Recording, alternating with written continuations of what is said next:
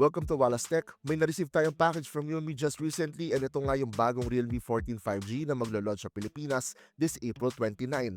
Malaki yung box because this is the pre-order pack and talagang magugulat kayo sa freebies na kasama when you pre-order the new Realme 14 5G.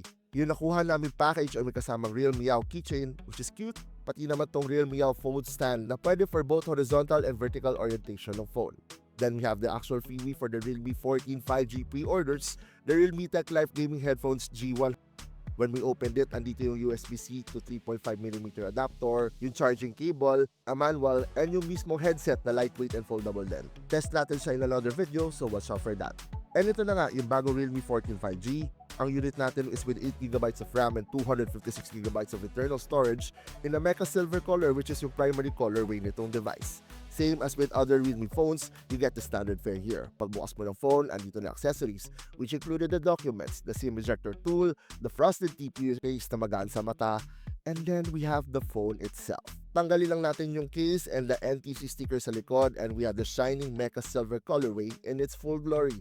Reflective siya and a fingerprint magnet pero madali naman din linisin. I like the futuristic design too and yung camera module niya sa upper left with a unique Victory Halo light that syncs with your game kills, wins, or even charging is a sight to see.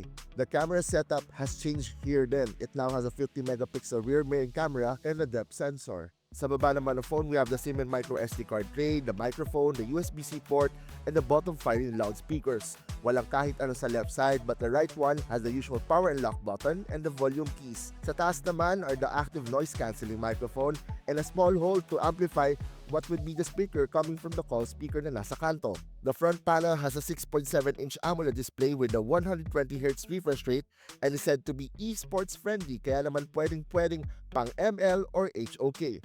Speaking of gaming, ito ay merong Snapdragon 6 Gen 4 chipset, a first for Realme, and a bionic cooling system that keeps your phone thermals in check.